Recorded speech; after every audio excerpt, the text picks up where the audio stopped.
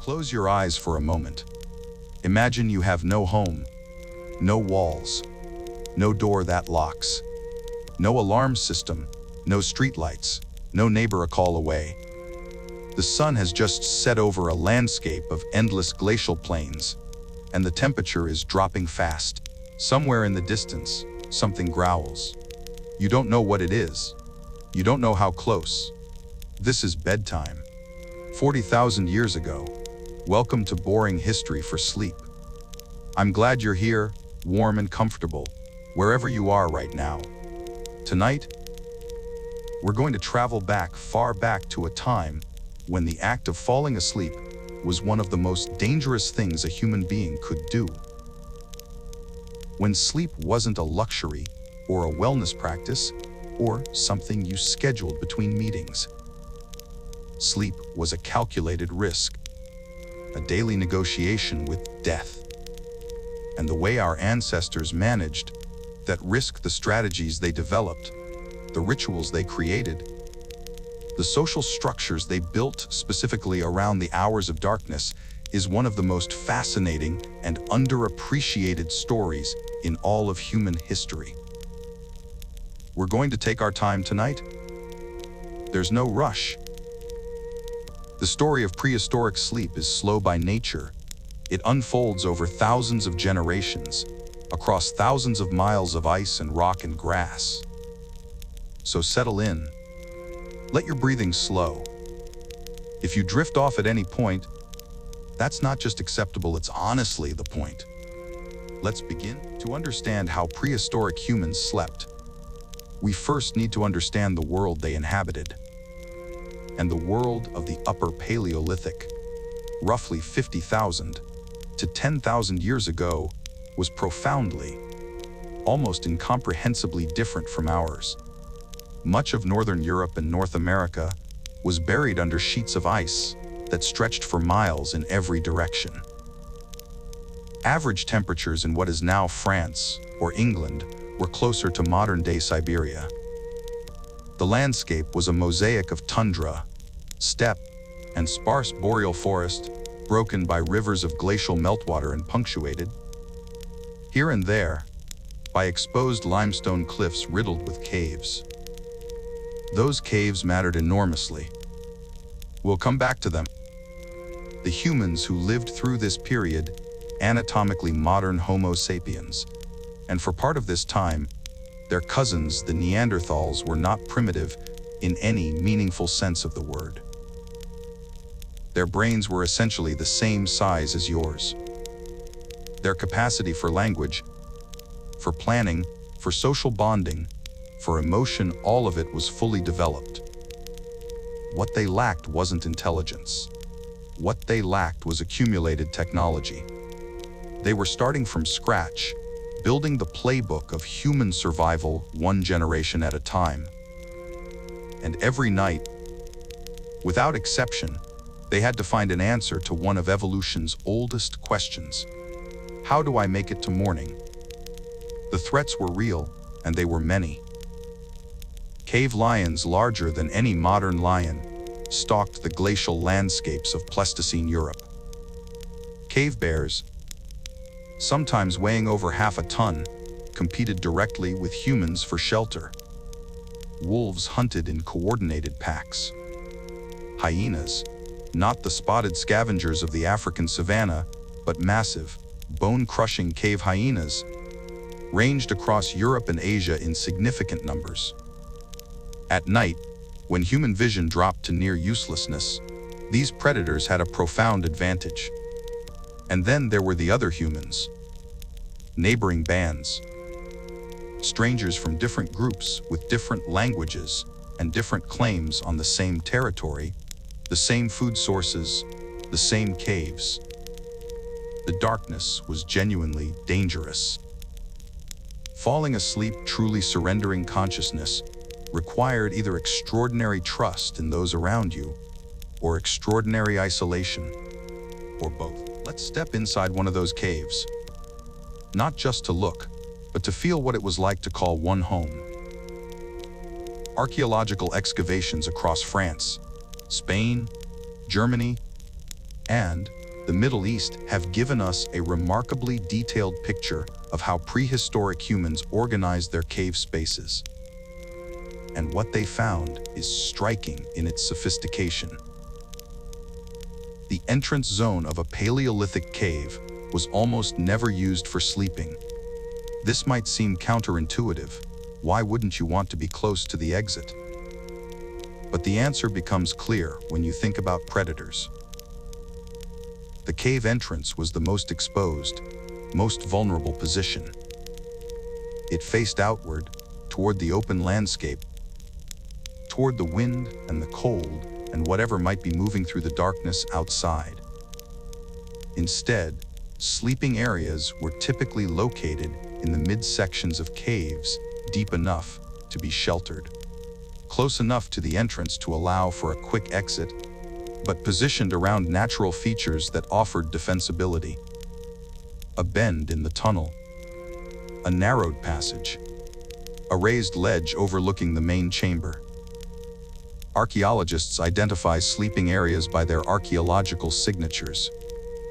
Concentrations of charred plant material, ash deposits, animal bones from food waste, and in some remarkable cases, preserved impressions of grass and sedge that once formed rudimentary bedding.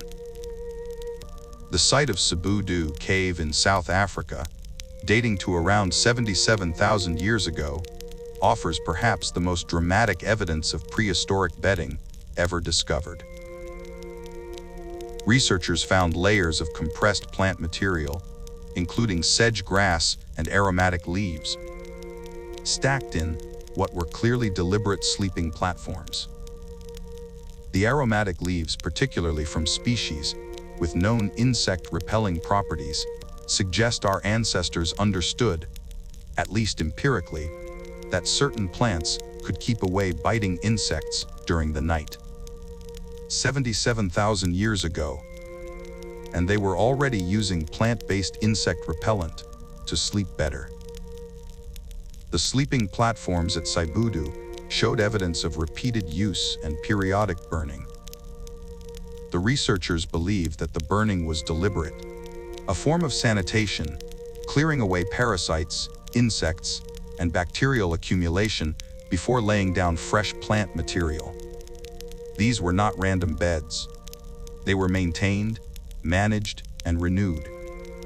In European Upper Paleolithic sites, sleeping areas are often identified by concentrations of ochre, the iron-rich red pigment that served as a kind of prehistoric multi-tool.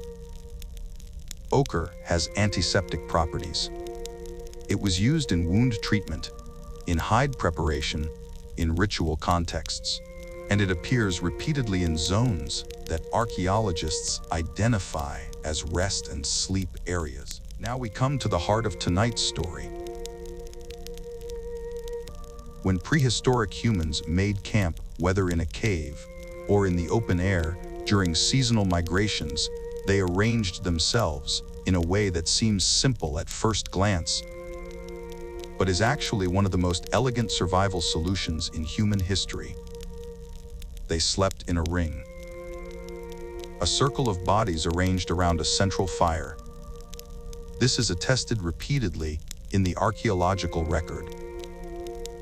Excavations of Paleolithic open-air campsite sites, like Dolny Vestanice in the Czech Republic, Kostenki in Russia, and various sites across the Levant, consistently show hearth features at the center of activity areas, surrounded by sleeping and work zones arranged in roughly circular or semicircular patterns.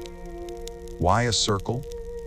Why not a line or a cluster or individual sleeping spots scattered around the perimeter?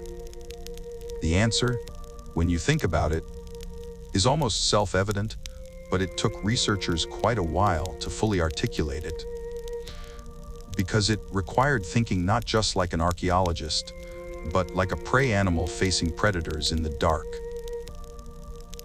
The circle accomplishes several things simultaneously. First, it maximizes thermal efficiency. Fire generates heat in all directions. If you sleep in a circle around the fire, every person in the group receives roughly equal warmth.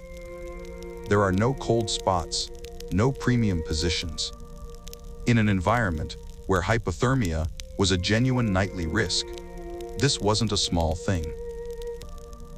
Second, the circle creates a 360-degree sensory perimeter. When you are sleeping in a circle with 10 or 20 other people, every direction outside the fire's glow has at least one person sleeping, and therefore, in the shallow, threat-sensitive sleep of a prey animal, listening facing outward. Any approach from any direction has a chance of being detected.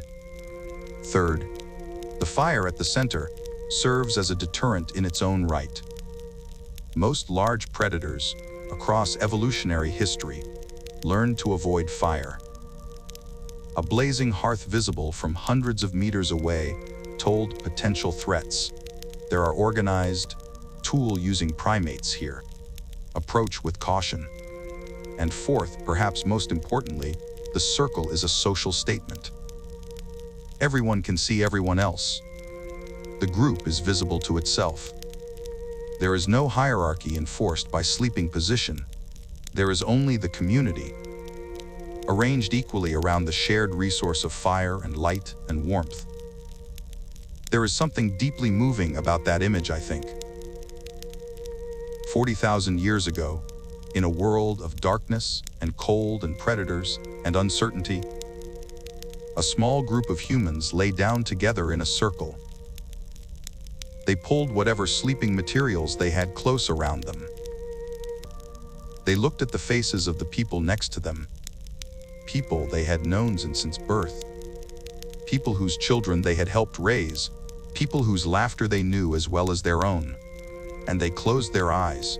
The fire crackled, the darkness pressed in, and somehow, together, they slept. If the circle was the social solution to nighttime vulnerability, the fire was its technological counterpart. And keeping that fire burning through the long hours of the prehistoric night was, without exaggeration, one of the most consequential responsibilities in a Paleolithic community. We tend to think of fire making as a relatively simple skill: rub two sticks together, or strike a flint, and voila. But fire keeping is a different art entirely. Making fire in dry conditions with good materials is difficult enough. Keeping it burning through a cold night, without running out of fuel, in a cave where ventilation has to be carefully managed, that's a sophisticated, multi-person operation. Archaeological evidence of Paleolithic hearths reveals remarkable complexity. Excavations at sites like Kibara Cave in Israel and Tabun Cave on Mount Carmel have uncovered layered ash sequences representing repeated, careful use of the same hearth over thousands of years. These were not campfires. They were managed, maintained, almost curated features of the living space. Researchers have identified at least 3 distinct phases of hearth management in Paleolithic sites: the building phase, when a fire was established and brought to temperature using carefully selected dry wood, bone, or compressed grass as fuel. The maintenance phase, the long nighttime process of feeding the fire just enough to keep it burning without using up all the available fuel before dawn. And the banking phase, when the fire was deliberately reduced to a bed of glowing coals, covered with ash to slow combustion, preserving a heat source and a potential reignition point through the coldest hours of night. That banking step is particularly interesting because it implies forward planning. Someone or a small group of someones was responsible for managing the fire's fuel supply across the entire night. They had to know, from experience, how much wood to gather, when to add more, when to let it die down. Which means, almost certainly, some members of the group were not sleeping in the same way as others. This brings us to one of the most compelling debates in Paleolithic anthropology. Did prehistoric humans have designated sentinels? Did someone, or multiple someones, stay awake specifically to watch for threats while others slept? The short answer is almost certainly yes, though proving it archaeologically is, as you might imagine, rather difficult. The case for sentinel behavior in early humans comes from multiple directions. First, comparative animal behavior. Almost every social mammal that sleeps in groups, dolphins, meerkats, baboons, great apes, shows some form of sentinel or light sleep rotation behavior, where group members alternate between deeper and lighter sleep phases, ensuring that at any given moment, at least some individuals are capable of rapid arousal and alarm signaling. We have the structure of human sleep itself. Human sleep is not a monolithic, uniform state. It cycles through distinct phases: light, non-REM sleep, deep slow-wave sleep, and REM or dreaming sleep, roughly every 90 minutes throughout the night. During light sleep phases, humans are significantly more responsive to environmental stimuli. A sudden sound, a change in air pressure, a shift in the quality of light, these can wake a lightly sleeping person in seconds. Researchers now believe that in prehistoric group sleeping arrangements, different individuals naturally reached the lighter phases of their sleep cycles at different times. This created a kind of organic, uncoordinated sentinel system at any given hour of the night. Statistical probability meant that several members of the group would be in a light sleep phase, capable of rapid arousal. There is also growing evidence for deliberate watch-keeping. Some ethnographic research on contemporary hunter-gatherer societies, groups like the Hadza of Tanzania, or the Kung San of the Kalahari, who in many ways offer our best living window into Paleolithic lifeways, document explicit sentinel behavior. Not every night, and not always the same individual, but a recognized practice of one person remaining more wakeful than others during periods of perceived threat. The fire keeper, in this context, was not just a practical role. They were also the night sentinel.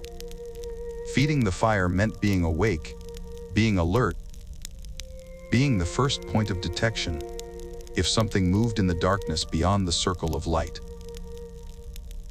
In many ways, it was the most dangerous position in the camp and also one of the most essential. We cannot tell the story of prehistoric sleep without talking about the Neanderthals. For tens of thousands of years in some regions, for hundreds of thousands of years, Neanderthals occupied the same broad landscape as our ancestors. They used the same caves, they built the same fires, and growing evidence suggests they slept in remarkably similar ways. Neanderthals were not the brutish, dim-witted creatures of early 20th century imagination. Their brains were, in some ways, larger than ours, though differently organized, with more of the neural real estate devoted to visual processing and motor control, less to the abstract reasoning and social cognition that dominate the modern human cortex. They buried their dead. They used pigments.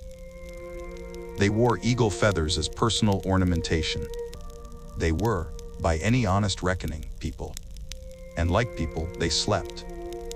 The Neanderthal sleeping record is particularly rich in the caves of France, Spain, and Croatia. At sites like Brunequel Cave in southern France, where radiocarbon dating of stalagmite constructions yields dates of over 170,000 years ago, there is evidence of deliberately constructed ring-shaped structures deep inside cave systems. Too deep for simple shelter, too carefully built for accident. The leading interpretation is that these were spaces of communal activity, possibly including sleep, in areas specifically chosen for their darkness and isolation from the outside world. The deliberate choice of deep cave locations, often hundreds of meters from the entrance, speaks to a specific logic. In the deep interior of a cave, temperature is stable year-round. The air is still. Natural sound carries differently. Predators are less likely to venture into the confined darkness of a deep cave tunnel than to patrol the more accessible entrance zones. Neanderthals, it seems, understood that the deep dark was safer than the accessible light. Studies of Neanderthal skeletal remains have also begun to yield clues about their sleep biology. Analysis of bone density and growth ring patterns suggests strong circadian rhythmicity, a robust internal clock governing sleep-wake cycles. Whether Neanderthal circadian rhythms were calibrated identically to modern human rhythms is still debated, but the underlying biology of daily sleep cycling was clearly present. One fascinating study, examining the ear canals of multiple Neanderthal skulls, suggested they may have had a slightly different auditory profile from modern humans, potentially meaning their sleeping brains processed environmental sound differently. Give. Perhaps being more attuned to low frequency sounds like the footfall of large predators than to the high-frequency vocalizations that dominate modern human communication. Evolution tuning sleep and the sleeping ear to the specific threats of a specific time and place. Let's talk about the beds. Or rather, let's talk about what passed for beds in a world without furniture, without textiles, without the concept of a dedicated sleeping surface as distinct from any other surface. The archaeological evidence, when taken together, paints a picture of considerable ingenuity. Our ancestors did not simply lie down on bare rock and hope for the best. They thought about their sleeping surfaces. They chose materials, gathered them deliberately, arranged them for comfort and hygiene, and managed them over time. Grass was the foundation of prehistoric bedding. Specifically, the dried stems and leaves of sedge grasses and other soft-stemmed plants gathered in large quantities and layered into sleeping platforms. At Sabudu Cave, the preserved grass bedding measured up to 10 centimeters thick, a meaningful cushion against the cold stone floor of the cave. Animal hides provided insulation and warmth from above. The hides of large mammals, cave bears, woolly mammoths, reindeer, wild horses were scraped clean of fat, processed with ochre and stone tools, and used both as ground coverings and as blankets. The processing of a large animal hide into a usable sleeping cover was a laborious, skilled process requiring multiple people and multiple days. The resulting hide represented genuine social investment. It was worth keeping, repairing, and eventually passing down. In some sites, archaeologists have found evidence of what may be sleeping skins, hides with scraped interiors and softened edges, shaped in ways that suggest body-sized sleeping use rather than clothing or tool covering functions. There is also evidence of insulation beneath the body, not just above it. Cold ground is a primary heat thief in any outdoor or cave sleeping environment. Modern wilderness survival training emphasizes ground insulation as the priority over overhead, covering you lose more heat into cold ground than into cold air. Prehistoric humans, through generations of painful trial and error, almost certainly learned this lesson too. Layers of dry grass, bark, leaves, and possibly compressed moss appear in sleeping area archaeological contexts across multiple continents and multiple time periods. The exact materials varied with local ecology. Coastal peoples used kelp. Steppe dwellers used compressed grasses. Forest inhabitants used leaf litter and bark. But the principle was consistent: put something soft and insulating between yourself and the ground, and something warm on top of yourself, and find other warm bodies to press against. Pressing against other bodies. That brings us to perhaps the most important and most overlooked aspect of prehistoric sleep. We live in a culture that has, in many ways, pathologized communal sleep. The idea of adults sleeping in close physical proximity to people other than a romantic partner is, for many modern Westerners, uncomfortable, even strange. We sleep alone or in pairs, behind closed doors, in rooms designed for maximum isolation from others. This is, by any historical or cross-cultural measure, extraordinarily unusual. For the vast majority of human history, from our earliest ancestors on the African savanna, through the Paleolithic, Mesolithic, and Neolithic periods, and indeed through most of recorded history until the fairly recent rise of individual bedrooms in industrialized nations, communal sleep was the norm. Not just the norm, it was the survival strategy. Physiology tells part of the story. Human bodies generate heat. In cold environments, the difference between sleeping alone and sleeping pressed against one or two other people can be the difference between a comfortable night and a dangerous one. Prehistoric humans in Ice Age Europe, sleeping through temperatures that might drop to -20 Celsius or colder, needed every BTU their bodies could generate and retain. The sleeping circle maximized this thermal economy. Bodies arranged in a ring around a fire, pressed close together on their shared grass platform, covered by shared animal hides, each person both gave and received warmth. The youngest children were positioned at the center, closest to the fire, surrounded on all sides by adult bodies.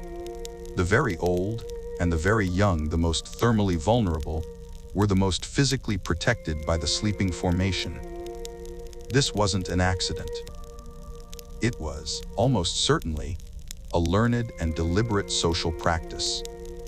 But warmth was only part of it. Communal sleep also served profound psychological functions. Modern sleep research has demonstrated what anyone who has ever felt safer sleeping next to someone they trust already knew instinctively. Proximity to trusted others reduces physiological arousal during sleep. Heart rate drops. Cortisol levels decrease. The body's threat detection systems partially disengage, allowing deeper, more restorative sleep phases. For a prehistoric human, whose threat detection systems were under genuine evolutionary pressure because the threats were real, the ability to sleep deeply enough to achieve adequate restoration was a genuine biological challenge. The communal sleeping circle was, in a sense, a technology for enabling safer, deeper sleep in a world where deep sleep was otherwise dangerous. You were safe to rest, really rest, only because others were resting with you. Your sleep depended on their presence. Theirs depended on yours. Sleep, for almost all of human history, was a fundamentally social act. We cannot, of course, know what prehistoric humans dreamed. Dreams leave no archaeological trace. The private theater of the sleeping mind vanishes with the dreamer. But we can make some educated inferences, and they're worth considering. REM sleep, the sleep phase associated with vivid dreaming, is a feature of all mammalian sleep, including that of our closest primate relatives. there is no reason to believe prehistoric humans experienced REM sleep any differently from their modern descendants. The neurological machinery for dreaming is ancient, deeply conserved, and shared across species. What would a Paleolithic dreaming mind have drawn on for its raw material? The same things dreaming minds always draw on: the emotional residue of the day's experiences, the faces of familiar people, the landscapes of daily life, the threats and desires and social tensions of the waking world. A Paleolithic dreamer might have relived a successful hunt felt again, the adrenaline of the final moments, the satisfaction of the kill, the warmth of fresh blood on cold hands. They might have dreamed of faces of a partner, a child, a parent, a rival. They might have experienced the most ancient and universal dream of all, the dream of being chased, of running through darkness, of something large and terrible close behind.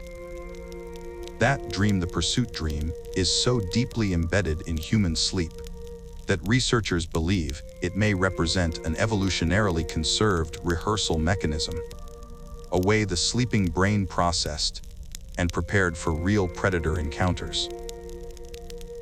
For a Paleolithic human, waking from a pursuit dream in the dark of a cave, heart-hammering, to find themselves surrounded by the breathing shapes of their sleeping companions and the steady glow of the fire, that moment of transition from nightmare to safety must have been profoundly, physically felt.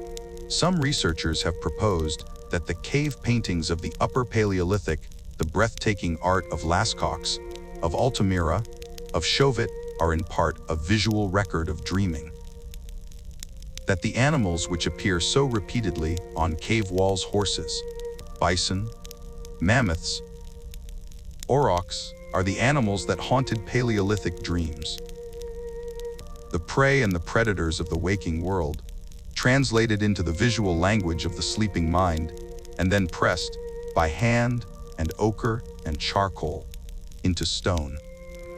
I find that idea genuinely moving.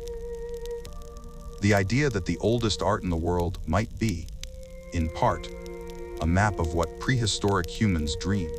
Not every night was peaceful. Not every sleep was restful. And for prehistoric humans, the challenges to good sleep were numerous, persistent, and often life-threatening. Cold was the constant adversary. Even with fire, even with hides and grass, and the warmth of close bodies, maintaining adequate temperature through a long winter night in Ice Age Europe was a daily challenge. Hypothermia, even mild hypothermia, disrupts sleep architecture, reducing slow wave sleep and increasing the frequency of arousal. A body spending energy on thermoregulation has less energy available for the deep, restorative sleep that processes experience and repairs tissue. Chronic mild sleep deprivation, resulting from temperature stress, may have been a fact of life for Paleolithic humans through the coldest months. Researchers studying contemporary populations who live without central heating find similar patterns: shorter sleep duration, more fragmented sleep, earlier rising in winter. Pain was another disruptor. Paleolithic skeletal remains show high rates of arthritis, dental decay, injury, and parasitic infection, all conditions that cause pain and therefore disrupt sleep. A broken tooth, in a world without dentistry, was a weeks-long or months-long source of nocturnal agony. A poorly healed fracture, and Paleolithic fractures healed poorly often, given the limited options for immobilization, could ache through every night for years. Parasite load was almost certainly enormous by modern standards. Intestinal parasites, skin parasites, blood parasites, all present, all contributing to discomfort, inflammation, and disrupted sleep. The aromatic leaves used in the Cebudu cave bedding were one solution. Smoke from the fire which permeated sleeping spaces and deterred insects was another. And there was noise. The Paleolithic night was not silent. Wind through cave entrances. The sounds of animals outside not necessarily threatening, but enough to trigger the hair-trigger threat detection systems of sleeping humans. The sounds of other people snoring, turning, murmuring in dream speech, the quiet crying of infants. Infant sleep was almost certainly company managed in ways that would seem radical by modern Western standards. Archaeological and anthropological evidence strongly suggests that Paleolithic infants were in near constant physical contact with caregivers carried during the day, held, or nursed through the night. The concept of an infant sleeping independently in a separate sleeping space is almost certainly a very recent cultural invention with no prehistoric precedent whatsoever. One aspect of prehistoric sleep that rarely gets discussed is seasonality. Modern humans sleep, on average, roughly the same number of hours regardless of season.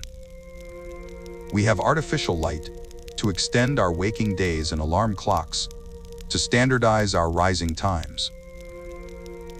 We are, in a meaningful sense, insulated from the natural rhythms of light and dark that governed human biology for hundreds of thousands of years.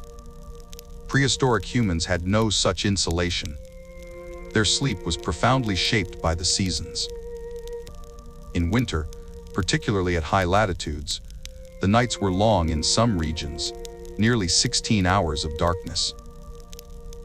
The shortfall of sunlight suppressed melatonin clearance, altered cortisol rhythms, and quite possibly induced the extended sleep periods and reduced activity that we call, in its modern clinical form, seasonal affective disorder, or SAD. But from an evolutionary perspective, this winter slowing wasn't a disorder. It was an adaptation. Reduced activity during the cold, food-scarce winter months conserved calories. Extended sleep allowed tissue repair and immune function to operate at maximum efficiency. The physiological pull toward longer winter sleep was not a bug, it was a feature. Some researchers have proposed that early humans, particularly at high northern latitudes during Ice Age winters, may have practiced something analogous to seasonal semi-hibernation, not true hibernation, which involves dramatic drops in body temperature and metabolic rate, but extended periods of reduced activity, increased sleep duration, and social huddling that conserved warmth and energy through the darkest months. Summer, by contrast, brought shorter nights, extended foraging and hunting opportunities, and sleep patterns that were probably lighter, shorter, and more interrupted. The long summer days of a northern Paleolithic camp would have produced a very different sleep ecology than the long winter nights, and the human physiology adapted to both, flexibly, as it had evolved to do. There is one final dimension of prehistoric sleep that I want to spend some time with, because I think it's the most philosophically rich aspect of everything we've discussed tonight. Sleep is vulnerability. When you fall asleep, you surrender agency. You surrender vigilance. You surrender the ability to respond to the world around you. For a few hours every night, you are, in the most literal sense, at the mercy of those around you. For prehistoric humans, this vulnerability was not abstract. It was concrete and mortal. The person sleeping next to you could, while you slept, choose not to feed the fire, could choose not to sound the alarm when something approached, could, in extremis, choose to harm you directly. The fact that our ancestors chose generation after generation For tens of thousands of years, to sleep in close proximity to each other is a profound statement about the nature of human sociality. Sleep required trust. And extending that trust, night after night, was the foundation on which human communities were built. Anthropologists who study contemporary hunter-gatherer sleep patterns note that sleeping arrangements are deeply social and deeply negotiated. Who sleeps next to whom? Who is trusted to sleep in the inner circle near the children? Who keeps the fire? These are not trivial questions. They reflect and reinforce the social structures of the entire community. The sleeping circle was, in this sense, not just a survival strategy. It was a social institution, a nightly renewal of the bonds of trust and mutual dependence that held communities together. Every night, when a prehistoric human lay down and closed their eyes within the circle of firelight and companions, they were making a statement: I trust you. I will be vulnerable here with you. And I will keep my part of the bargain. I will remain alert enough to wake. If something threatens us, I will feed the fire. When it is my time, I will stay. And so we come to the end of tonight's journey. Back through 40,000 years of darkness and firelight and grass bedding and sleeping circles and the quiet, watchful figures who kept the fire burning so that others could rest. The next time you climb into bed, into your warm, soft, safe bed, you might spare a moment for all the humans who came before you, who slept on grass, on hides, on cold stone, who pressed close to other warm bodies and listened to the darkness beyond the fire, who dreamed, as you dream, of the faces they loved and the things they feared, who woke, as you will wake, to another day. The fire is still burning. You are safe. You are surrounded, in the deepest evolutionary sense, by your people. Close your eyes. Sleep well.